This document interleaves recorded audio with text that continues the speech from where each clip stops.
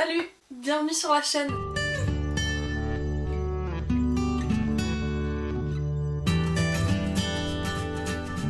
Aujourd'hui on est le 8e jour de mon challenge, une vidéo par jour pendant un mois, donc le 8e jour de février quoi. Et pour cette 8e vidéo, je vous propose de découvrir mon bilan de ma première semaine du challenge Février Tapal d'Alex Bouquin en Prada.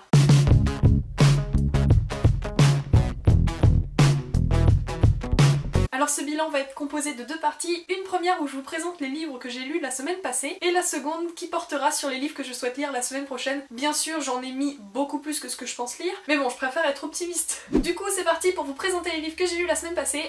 Alors voilà la pile, il y en a, voilà, 1, 2... 3, 4, 5, 6, 7, 8, 9. Il y a 9 livres, donc j'ai évidemment réussi le challenge de lire un livre par jour la semaine passée. Bon, après je vous avoue qu'il y a des livres, ils font 2 mm d'épaisseur. Oh, ok. Mais passons, c'est un détail. Je vais commencer par vous parler rapidement, mais très rapidement, des livres que je vous ai déjà présentés, dont j'ai déjà parlé dans des vidéos la semaine passée. Comme ça sera vite fait, on passera vite dessus, même si je me doute bien que bavarde comme je suis, eh bien je vais encore en parler. Le premier livre que j'ai lu la semaine passée, il s'agit du second tome de Minuscule. Alors je vous en ai parlé dans ma 3e vidéo, dans ma 2e, je ne sais plus exactement, mais c'est un petit manga que j'ai beaucoup aimé, donc c'est le second tome mais il suit totalement le premier tome, donc pas de spoil dans ce que je vais dire. On a affaire à deux petites créatures de 9 cm qui vivent en plein cœur de la forêt et qui dès qu'elles quittent leur tronc d'arbre où elles vivent, et bien chaque pas à l'extérieur, dans la nature, dans les villes, est une aventure. C'est très intéressant à lire, c'est très doux, très simple, et pour coup c'était parfait pour commencer le challenge puisque c'est une lecture qui n'est pas du tout prise de tête. Un autre livre que j'ai lu et dont je vous ai déjà parlé, il s'agit de Rien dans les mains de Kilian Provost, publié aux éditions Fatrazi. Et ce livre c'est de la poésie narrative, c'est donc une histoire totale qui est décomposée en plein de poèmes en plusieurs parties avec de la prose, des poèmes saccadés, structurés, des dialogues. C'est vraiment un livre passionnant à découvrir tant pour la plume que pour l'histoire, qui est très dur, je vous l'accorde. On a affaire à un personnage qui va raconter un traumatisme et c'est très difficile pour lui de l'expliquer, de l'évoquer, et donc il passe par de nombreux souvenirs, faisant des métaphores, contournant le sujet, et finalement on découvre ce qu'est ce traumatisme, et je vous avoue que ça m'a un peu bouleversée, genre un petit peu beaucoup. Mais si vous voulez en savoir plus, je vous invite à regarder la vidéo qui lui est dédiée.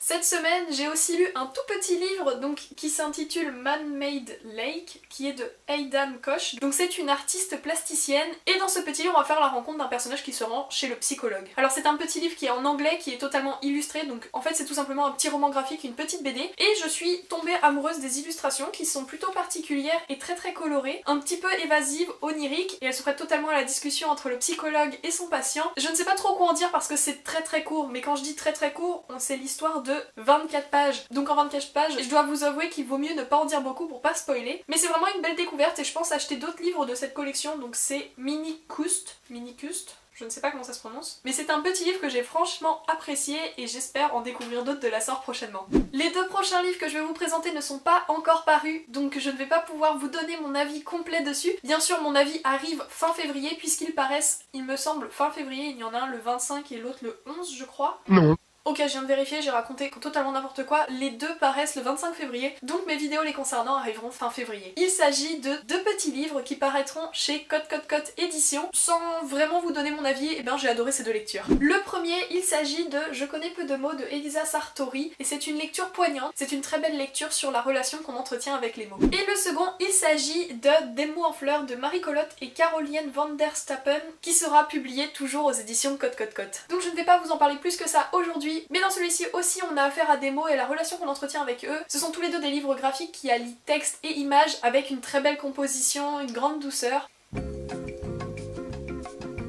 Bref, je vous en reparle très bientôt. Le prochain livre que j'ai lu la semaine passée, eh bien c'est lui aussi de la poésie. J'ai lu beaucoup de poésie cette semaine, mais qui dit petit mois, petite lecture, février tapal, lire moins de 200 pages en une journée, eh bien les recueils de poésie s'y prêtent parfaitement. Et cette fois-ci, il s'agit du recueil Le Soleil et ses fleurs de Rue Picor, publié ici aux éditions Pocket. Alors ce livre, vous découvrirez mon avis demain, j'ai déjà tourné la vidéo. Je dois vous avouer que je suis un petit peu sceptique. J'ai beaucoup aimé ma lecture, j'ai beaucoup aimé un bon nombre de poèmes, mais j'ai trouvé la plume parfois maladroite, et j'ai trouvé que ce recueil de poèmes même été parfois un petit peu trop long. Mais bon, vous en découvrirez plus demain. Sachez tout de même que ça reste une très belle lecture. On passe maintenant au BD roman graphique. Et comme vous avez pu le découvrir hier, j'ai lu Les Inséparables de Kiku Hugues, publié aux éditions Rue de Sèvres. Alors c'est une BD très riche qui revient sur l'héritage de Kiku, donc l'autrice. C'est un récit autobiographique qui mêle réalité et fiction. Et on y découvre le sort des américano-japonais au lendemain de Pearl Harbor. C'est une lecture qui m'a passionnée, c'est une lecture que j'ai beaucoup aimée tant pour ses graphismes que son histoire. Et du coup, comme je vous l'ai dit hier, eh bien je vous la recommande de tout cœur. Les deux derniers livres que j'ai lus la semaine passée, en vérité je les ai finis hier soir et tous deux ont été de très belles lectures. Tout d'abord, comme vous en doutez puisque je l'ai mis partout en story, j'ai fini de lire Vampiria, la cour des ténèbres de Victor Dixon, publié chez la collection R, et c'est une très belle découverte. J'ai lu ce livre en lecture commune avec pause lecture, bon elle l'avait fini bien avant moi, mais j'ai énormément apprécié échanger avec elle puisqu'elle a relevé de nombreux détails que je n'avais pas du tout remarqué. Bon, comme pour les précédents livres, je suis désolée, je ne vais pas trop en parler dans cette vidéo parce que je lui réserve une vidéo dédiée dans les jours à venir, mais sachez que j'ai beaucoup aimé l'univers, que les personnages étaient bien construits, parfois on les adore, parfois on les déteste. Si vous avez lu ce livre, vous devez voir de quoi je parle parce que les personnages sont vraiment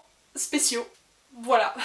Bref, mon avis arrive très prochainement, mais je peux d'ores et déjà vous dire que je vous le recommande. Vous prenez cette information ou vous ne la prenez pas, mais sachez que moi, j'ai beaucoup aimé. Ma dernière lecture de la semaine passée, il s'agit d'une BD publiée aux éditions La Boîte à Bulles. Elle s'intitule Deux hivers, un été, et c'est de Valérie Villieu et Antoine Houck. Et comme pour Les Indésirables, eh bien c'est une très belle lecture. On a ici aussi affaire...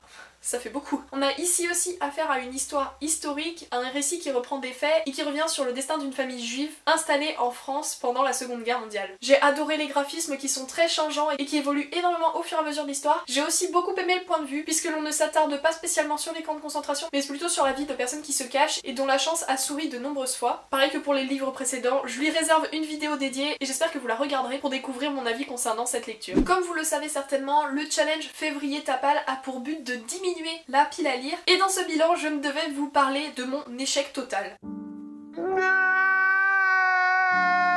En fait j'ai beau avoir lu 9 livres cette semaine, il faut savoir que j'ai fait l'acquisition de 8 autres livres.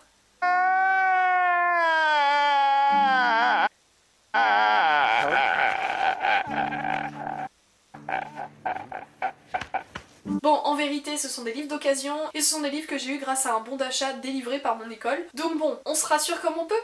En vérité, je vous ferai un book haul dans les jours à venir pour vous présenter ces livres. Il y en a pour lesquels je suis sûre vous me pardonnerez puisque j'ai vraiment trouvé des petites pépites. On enchaîne maintenant avec la seconde partie de cette vidéo où je vais vous présenter les livres que je compte lire cette semaine. Alors bien sûr, dans cette suite de vidéos, vous allez voir passer 7 livres, je vais vous présenter 7 livres que j'aimerais lire, mais vu la semaine qui m'attend, si j'en lis 2, je serais déjà très heureuse. En fait, je suis en semaine de rendu et avec le montage des vidéos, il me faut au minimum 3 heures pour monter et faire la miniature d'une vidéo, donc si vous voulez, c'est toujours du temps de lecture retiré. Donc je vous avoue que je ne pense pas parvenir à lire beaucoup cette semaine, mais je ferai de mon mieux, sachant que je suis en vacances à la fin de la semaine, donc ce week-end, je vous assure, je vais dévorer des livres. Vraiment, je pense que je vais m'installer dimanche dans mon lit et que je vais passer la journée à lire, parce que là, j'en ai franchement besoin. Pour cette nouvelle semaine de challenge, j'ai décidé de varier mes lectures, à commencer par lire 2 mangas. Donc le premier, c'est un premier tome, il s'agit de Les Carnets de l'apothicaire de Itsuki Nanao et Neko Courage. C'est publié aux éditions Kiyun et c'est un manga qui me fait terriblement envie, notamment grâce au superbe post que j'ai vu à son égard sur Instagram. Dans ce manga, on va suivre une jeune femme de 17 ans qui s'appelle Mao Mao et elle a une vie très compliquée. Dès son plus jeune âge, elle a été formée par un apothicaire dans le quartier des plaisirs. En fait, Nanao va se retrouver vendue et enlevée comme servante et elle va atterrir au sein du quartier des femmes dans le palais impérial. Alors bien qu'elle vive dans le luxe, elle est totalement reclue du reste du monde, elle ne peut pas sortir et pour survivre au milieu des complots et de tout ce qui suit dans le palais royal, eh bien Mao Mao va devoir cacher ses connaissances. En fait, elle est passionnée par les poisons et le jour où les morts suspectes des princes nouveau-nés éclatent, eh bien Mao Mao va enquêter. Voilà le résumé de ce premier tome. Bien sûr, je n'ai pas tout dit parce qu'il en reste encore, mais je n'ai pas relu tout le résumé, je ne veux pas me spoiler parce qu'il me semble que déjà j'en sais beaucoup trop. En tout cas, je trouve les graphismes superbes, donc j'ai vraiment hâte de le découvrir et s'il me plaît, lire la suite. Bon, elle n'est pas encore parue parce que celui-ci vient juste de paraître, mais sait-on jamais. Et le second manga, il s'agit du 16e tome de The Promised Neverland de Kaiyu Shirai et Pozuka Demitsu, publié aux éditions Kaze. Alors là, je ne vais pas vous faire de résumé puisque je suis déjà rendue au 16e tome, mais sachez que les tomes précédents étaient passionnants, la fin du tome 15, elle était vraiment horrible. Ah, le gros cliffhanger. Bon bref, il va vraiment falloir que je lise la suite parce que j'ai adoré le tome 15 et que celui-ci me fait aussi très envie. Comme d'habitude j'ai envie de dire avec The Promised Neverland. Et sachez que j'ai le tome 17 dans ma palle, donc si celui-ci est vraiment génial, peut-être que j'enchaînerai cette semaine sur le tome 17. Le prochain livre que je souhaite lire durant cette semaine de challenge, il s'agit de Caribou Baby de Meg Rossoff, publié aux éditions Rajo. Alors ce livre, il est déjà étrange par son format, mais apparemment il est étrange tout court puisqu'à la fin il est indiqué que c'est un roman étrange et follement drôle, un texte qui parle de lâcher prise, d'amour et de liberté. Donc évidemment c'est le genre de petit résumé qui me donne trop envie, surtout que s'il est drôle, eh bien ce sera la lecture parfaite pour me détendre à la fin de ces journées de cours interminables que je vais avoir cette semaine. Dans ce livre, nous allons faire la rencontre de Jess, 17 ans, qui vient d'accoucher d'un bébé. Mais pas n'importe quel bébé, elle vient d'accoucher, comme le titre l'indique, d'un bébé caribou. Alors le résumé déjà est très drôle puisqu'il est inscrit « Personne ne sait comment c'est arrivé, on n'avait rien détecté. Avec Nick, mon copain, bien humain, on est content, mais un peu paumé. »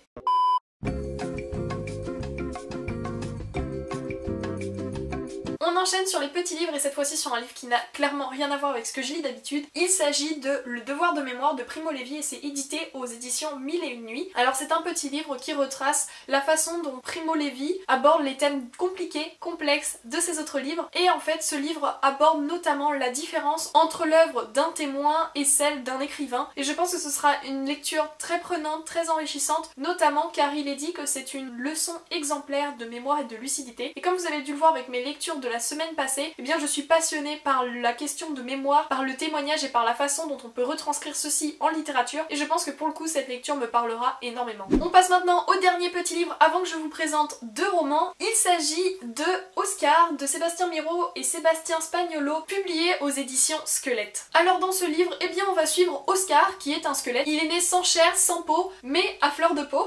C'est dit dans le résumé, c'est pas moi qui l'invente. Et en fait on va suivre de sa naissance à sa mort, sa vie assez énigmatique, assez originale, sachant que Oscar, l'étrange Oscar, eh bien apparemment il n'est pas si éloigné de nous. En fait Oscar dans ce livre il va se livrer, il va raconter sa vie, son quotidien, de façon un peu folle, originale, et c'est à travers des petits chapitres originaux et illustrés que tout cela va être raconté. Apparemment l'humanité d'Oscar dans ce livre émeut, et pour le coup j'ai vraiment hâte de le découvrir parce qu'il a l'air vraiment plein d'ironie, plein d'humour, et du peu que j'en ai lu, du peu que j'en ai découvert, eh bien ça a l'air d'être très original, très prenant. Donc bien sûr, celui-ci je pense qu'il sera lu dans la semaine, mais si ce n'est pas le cas, je vous le promets, il sera lu pendant le mois de février 2021, pendant le challenge, et bien sûr je vous en reparle très prochainement. On passe maintenant au roman, et le premier livre dont je vais vous parler, il s'agit de Si tu vois le Wendigo, publié aux éditions Syros. Alors attention, ce livre ne paraîtra que le 11 février, mais bon c'est dans quelques jours, et c'est la raison pour laquelle j'aimerais bien le lire pour cette date, pour pouvoir vous en parler le 11 février, ça serait vraiment parfait. Et c'est écrit par Christophe Lambert. Alors j'ai entre les mains le service presse, mais sachez que la couverture de l'édition finale est absolument magnifique. Dans ce livre on se retrouve dans les années 50 aux États-Unis et on va faire la rencontre de David qui vit avec ses parents dans une résidence de standing. Tout semble parfait, seulement un soir il va voir sa voisine nue errer sur la route avec la bouche en sang. À partir de ce moment-là,